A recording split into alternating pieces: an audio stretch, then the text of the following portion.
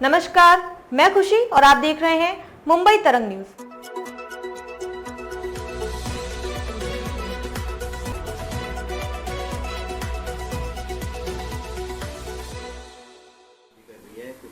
देखिए, guardian minister जो होते हैं, अभी पहले सरकार नहीं बना।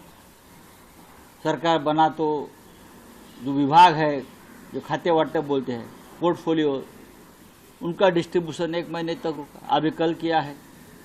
अब गार्डियन मिनिस्टर के बारे में खींचतान चल रहा है। उससे क्या होता है? गार्डियन मिनिस्टर अपने अपने क्या बोलते हैं, हमारे भाषा में मराठी सूबेदारी बोलते हैं, संस्थानिक बोलते हैं, राजा अपने अपने डिस्ट्रिक्ट के। वो आप किसको कहाँ डिप्यूट करना है मलाई खाने के लिए, उसके लिए खिंचातान चल रही है। उससे क्या होगा? हाँ, वो आखिर तक चलेगा अपने अपने बार्गेन पावर लगा के।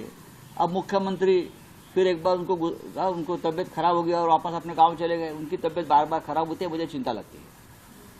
क्या किया फडणवीस साहब ने, उनके ऊपर कौन सी जादू किया है मुझे मालूम नहीं। बार बार कैसे बीमार पड़ते, इतने मजबूत आदमी, तो देखना पड़ेगा। देवेंद्र फडणवीस ने एकनाथ शिंदे पर किया काला जादू। संजय राउत ने बताई पूर्व सीएम के बार बार बीमार पड़ने की वजह शिवसेना। यूबीटी सांसद संजय राउत ने एकनाथ शिंदे के बीमारी पर चिंता जताई।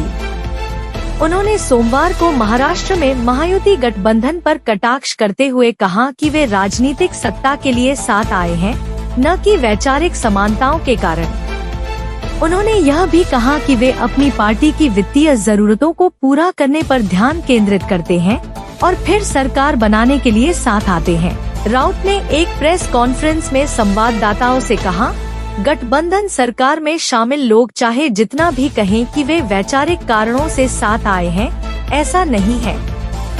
वे राजनीतिक सत्ता के लिए साथ आए हैं।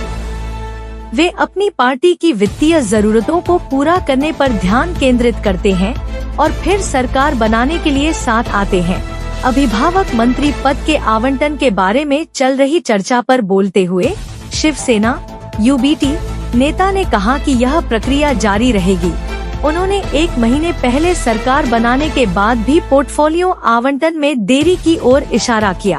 विभागों के बंटवारे पर बोले राउत ने कहा, पहले सरकार नहीं बनी और एक बार सरकार बन गई तो 1 महीने बाद कल ही विभागों का बंटवारा हुआ। अब पालक मंत्री पद को लेकर चर्चा हो रही है। इससे कुछ नहीं होने वाला, यह अंत तक चलता रहेगा। उन्होंने आगे कहा कि पालक मंत्री की नियुक्ति का कोई फायदा नहीं है, क्योंकि वे केवल अपने हितों की पूर्ति करते हैं और यह सत्ता बनाए रखने का एक और तरीका है। उन्होंने एकनाथ शिंदे के गांव जाने के मुद्दे पर कहा कि एकनाथ शिंदे बार बार अचानक से बीमार पड़ जाते हैं, इसकी उन्हें चिंता होती है। उन्होंने कहा कि फडणवीस ने उन पर कौन सा जादू किया है और इतना मजबूत आदमी बार बार कैसे बीमार पड़ सकता है, इस पर देखने की जरूरत है। पालक मंत्री पर बोले संजय राउत ने मराठी में कहा, मुंडे, पंकजा या धनंजय बीड़ के पालक मंत्री हो सकते हैं। क्या संतोष देशमुख को न्याय मिलेगा? जो भी परभनी का पालक मंत्री बनेगा, क्या पुलिस हिरासत में मारे गए सोमनाथ सूर्यवंशी को न्याय मिलेगा? जो भी ठाणे का पालक मंत्री बनेगा, क्या कल्याण में मराठी परिवार के साथ हुए अन्याय के खिलाफ उन्हें न्याय मिलेगा? इसका कोई फायदा नहीं है।